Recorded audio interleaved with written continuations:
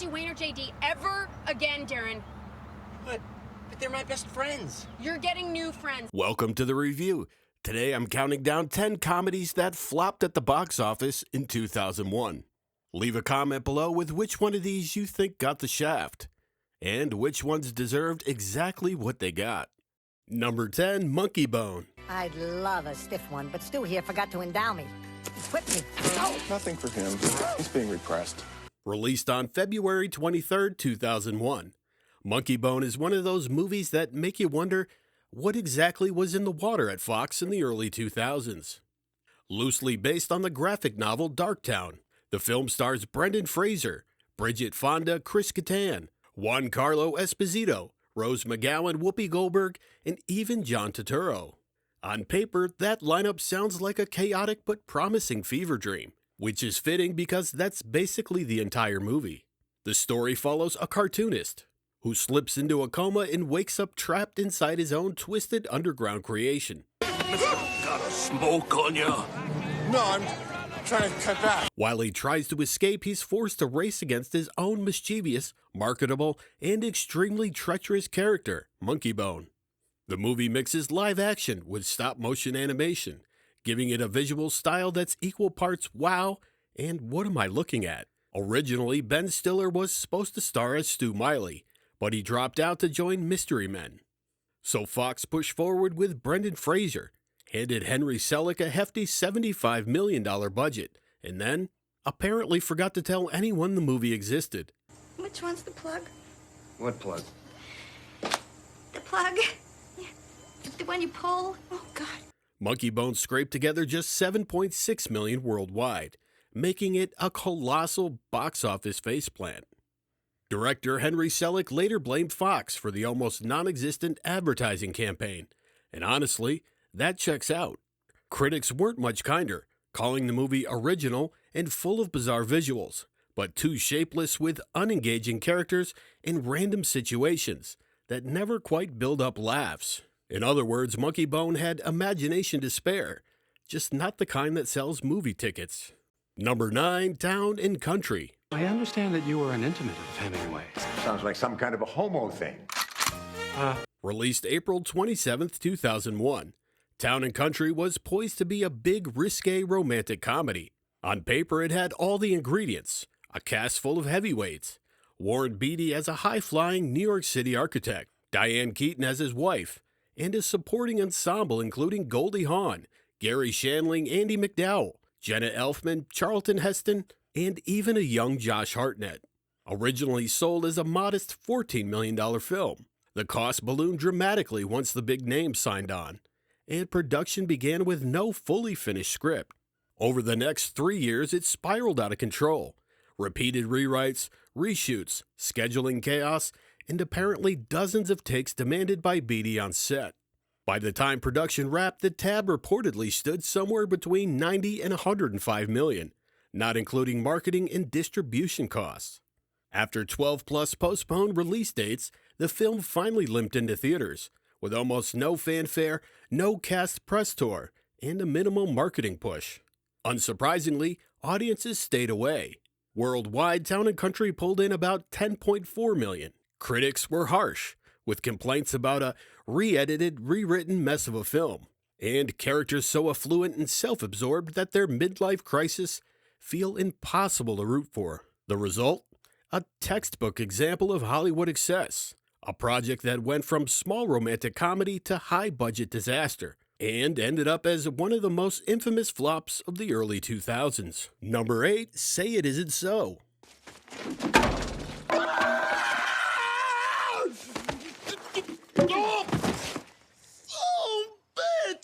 What? Get him!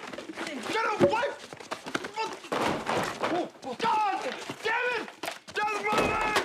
Thief! Say It Isn't So is a dark romantic comedy with a premise so outrageous it feels like a dare. Chris Klein plays Gilly, a sweet orphan who falls for Jo, played by Heather Graham, until he's told she might actually be his long-lost sister. The two break up, of course, but then Gilly discovers the truth. They're not related after all, so he races across the country to stop her wedding, while the entire nation believes he's just some guy desperately chasing after his sister, for reasons no one wants to talk about. What happened? Your sister turned you down? What? No! The movie was produced by the Farrelly brothers for 20th Century Fox, after Fox beat out Columbia in the bidding war. Unfortunately for Fox, the only thing they won was the privilege of financing a comedy that cost just under $30 million and had very little chance of landing gracefully. No, that is not true, ma'am. Released on March 23, 2001, the same weekend as Heartbreakers and The Brothers. The film immediately got hammered by the critics. One review summed it up perfectly. Those that haven't tired of the Farrelly brothers brand of comedy may still find some laughs here. Otherwise, the slow pacing and unimaginative shock gags will start to wear on the viewer. And audiences agreed. Okie dokie. By the end of its run, Say It Isn't So had scraped together only $12.3 million worldwide, cementing itself as both a commercial and critical misfire. Number 7, Black Knight. Yeah, I got a head that comes off, a neck that spurts blood. Look at the head. How do they make it look so real? Oh, because it is real. Black Knight stars Martin Lawrence as Jamal, an employee at a rundown medieval world amusement park. One day, while cleaning out the moat, he reaches for a mysterious medallion and is suddenly sucked back in time to England in the year 1328. What is your business here? What follows is a steady stream of culture clashes, royal confusion, and Martin Lawrence doing exactly what Martin Lawrence does best, reacting loudly to everything around him. Jamal Skywalker. FBI, what's up? What's happening, y'all? Thank you. The film was produced by New Regency and distributed by Fox, both companies splitting the $50 million budget. It hit theaters on November 21, 2001, which unfortunately meant opening against the unstoppable second week of Harry Potter and the Sorcerer's Stone, along with Spy Game and Out Cold. In other words, Black Knight never stood a chance in its quest for box office glory. Reviews were mostly negative, with critics saying, Black Knight feels like a lazily constructed movie, filled with lame gags and constant mugging from Lawrence. Not exactly the royal treatment. Sire, you're hung like a horse. By the end of its run, Black Knight pulled in less than $40 million, making it another disappointing entry in the early 2000s comedy lineup. That said, I've seen the movie several times myself, and while it's by no means a masterpiece, I genuinely enjoyed it for what it is. Sometimes a silly time travel comedy hits the spot, even if it doesn't hit the box office. Number 6, Osmosis Jones. My name is what? My name is Jones. My name is Osmosis Jones. Part live action, part animated, Osmosis Jones is one of the early 2000s strangest hybrids. The film follows Frank, an unhealthy widowed zookeeper played by Bill Murray, who catches a nasty cold after swallowing a germ-covered egg that should have come with a biohazard label. Dad, that's filthy. Inside Frank's body, reimagined as a bustling metropolis called the City of Frank, a hot-headed white blood cell cop named Osmosis Jones teams up with a cold pill to stop the deadly virus Thrax from taking Frank down for good. Ebola is a case of dandruff compared to me. The voice cast was stacked. Chris Rock as Osmosis Jones, Lawrence Fishburne as Thrax, David Hyde Pierce, Brandy Norwood, and even William Shatner. Directed and produced by the Farrelly brothers, who were very busy in the early 2000s. Development started back in 1998, and by June of 1999, Warner Brothers was so confident in the project that they greenlit a 13-episode animated spin-off for Kids WB. Warner Brothers also had big plans for cross-promotional tie-ins with major corporations, but by the time post-production rolled around, their enthusiasm had clearly evaporated. Most of the promotional pushes they'd planned never happened. Released on August 10, 2001, smack in between the juggernauts American Pie 2 and the others. Osmosis Jones never found its footing. With a hefty $70 million budget, the film brought in only $14 million worldwide, making it a painful flop for Warner Brothers. reviews were mixed. Critics praised the creative, energetic animation, but weren't impressed with the live-action segments, which many felt dragged the movie down. It's a film with big ideas, a great cast, and tons of style. Just not enough tickets sold to keep it healthy. Number 5, Just Visiting. Excuse me, but the gentleman can't eat off the floor.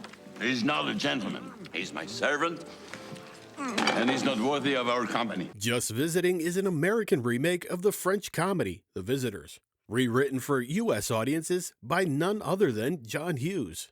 It ended up being both his final produced screenplay and the last film to ever carry his name. Though, unfortunately, it's not exactly the career capstone fans hoped for. The story follows a 12th century French count who travels to England to marry Princess Rosalind, but things go sideways fast. He's poisoned at the wedding feast, starts hallucinating, and accidentally kills his bride-to-be. Desperate to undo his mistake, he turns to a wizard for a time travel spell, which of course misfires and launches him straight into Chicago in the year 2000. There, with the help of a modern-day descendant, the confused medieval nobleman tries to navigate the new world and find his way back home. Cue culture clash comedy, fish out of water gags, and a lot of "what sorcery is this" reactions.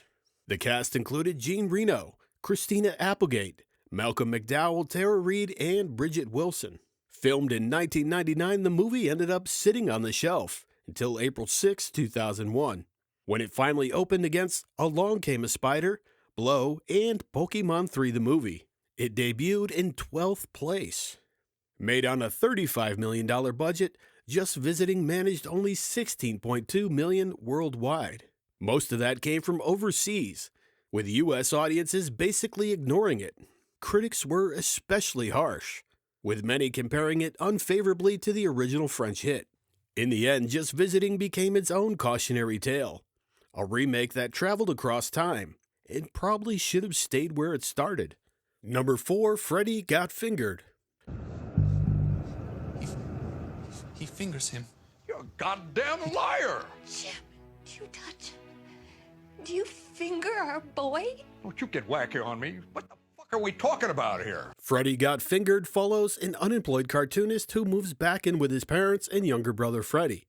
When his parents finally demand he get his life together and move out, he responds in the most unhinged way possible, by falsely accusing his own father of abusing Freddy. That's the actual plot. You hear that, Dad? You're gonna pay! And that's only scratching the surface of the absurdity.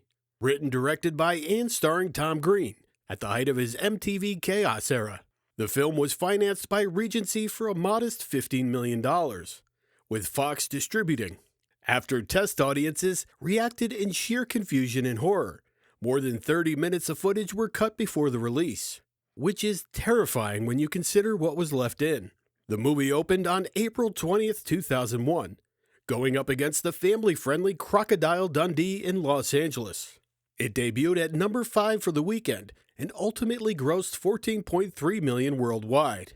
After theaters took their cut, Fox only saw about $7.8 million back. Critics absolutely torched the film, with many calling it not just bad, but the worst movie they'd ever seen. Audiences weren't much more forgiving. The movie won 9 Golden Raspberry Awards and 5 Stinkers Bad Movie Awards, basically sweeping every worst of the worst category available. And yet, in one of the great ironies of the early 2000s cinema, Freddy Got Fingered found a second life on home video and DVD, where it eventually made back some of its losses. Because apparently if you give people enough time, they'll eventually watch anything. Number 3, Joe Somebody. In Joe Somebody, Tim Allen plays Joe Sheffer, a timid single dad who gets humiliated in front of his young daughter after being decked by an office bully in the company parking lot. He's a black... Oh! Daddy! Realizing he's hit rock bottom, Joe decides he's finally going to stand up for himself. Enter Chuck, a washed-up B-movie star turned martial arts instructor, played perfectly by Jim Belushi, who agrees to whip Joe into shape and maybe help him reclaim a shred of dignity along the way. The film also features Patrick Warburton as the resident jerk, plus Julie Bowen, Hayden Panettiere, and Kelly Lynch rounding out the cast. Financed for $38 million by Regency, Joe Somebody was dropped into theaters on December 21st, 2001, which was basically a cinematic war zone. Its competition included The Lord of the Rings, The Fellowship of the Ring, Jimmy Neutron Boy Genius, How High, The Majestic, and a whole slew of holiday heavy hitters. Needless to say, Joe didn't stand much of a chance. It opened at 10th place and finished with just $24.5 million worldwide. Reviews were mixed at best, with critics calling it an odd picture with a rumination of depression and self-discovery that's couched as an office comedy. In other words, not funny enough to be comedy, not deep enough to be drama, and stuck somewhere in an awkward middle ground. Number 2, what's the worst that could happen? Great, screw it, screw everybody. Just file the goddamn papers. What's the worst that could happen? What's the Worst That Could Happen stars Martin Lawrence as Kevin Caffrey, a thief who breaks into the mansion of a wealthy businessman, Max Fairbanks, played by Danny DeVito. But the robbery backfires. Fairbanks catches him in the act and steals Kevin's lucky ring given to him by his girlfriend. Give me. This is my ring. You expect us to believe that? From there, Kevin becomes obsessed with getting it back, dragging his partners, played by John Leguizamo and Bernie Mac, into a revenge mission built almost entirely on pettiness, ego, and escalating stupidity. Well, you know what you could do, scumbucket? You can my... Mr. Fairbanks! Nah, that's what I'm talking about. Co-financed by MGM and Hyde Park Entertainment for $42 million. The film hit theaters on June 1st, 2001, opening against The Animal and holdovers Shrek and Pearl Harbor. It landed in 5th place for the weekend, and things didn't get much better from there. By the end of its run, the movie grossed $38.4 million worldwide, leaving MGM with roughly $17.7 million after theaters took their cut. Critics were unimpressed. Reviews called it a waste of talent, saying that the talented cast is squandered by an uninvolving script filled with unfunny gags. One critic even joked, maybe the worst thing that could happen is that every other movie at the multiplex will be sold out this weekend. In the end, the film answered its own title with unfortunate clarity. Number 1, Saving Silverman. I don't need... I got it, it's no trouble. Oh, hey, are you okay? Hey. Saving Silverman follows Darren Silverman, played by Jason Biggs, whose life gets hijacked when he starts dating Judith, a controlling new girlfriend who seems determined to erase everything he loves, including his best friends, their Neil Diamond tribute band, and his chance at reconnecting with his childhood sweetheart. I don't want you to see Wayne or JD ever again, Darren. But they're my best friends. You're getting new friends, and you're quitting that bullshit band. His lifelong buddies, played by Steve Zahn and Jack Black, decide the only logical solution is to save him, with a plan that involves kidnapping, duct tape, and absolutely zero common sense. The film also stars Amanda Peet as the intimidating Judith, turning in a performance that's memorable, hilarious, and slightly terrifying, all at the same time. If I ever see either one of you near Darren again, I'll kill you. Financed by Sony and Village Roadshow for $22 million, the movie opened on February 9th, 2001, landing at number 3 for the weekend behind Hannibal. It ended its domestic run with $19.4 million, and after theaters took their cut, Sony walked away with about $10.6 million. Critics weren't impressed, calling it a leftover from the late 90s comedy boom, and saying it was dragged down by a plot lacking any sense of logic, and obnoxious, unsympathetic characters, more crude and mean-spirited than funny. We don't work here. Still, once home video and cable sales were factored in, Saving Silverman probably broke even, though not because audiences were rushing to save it. I believe in happy endings, and if Neil Diamond has anything to do with it, this love story is gonna have one. Come on!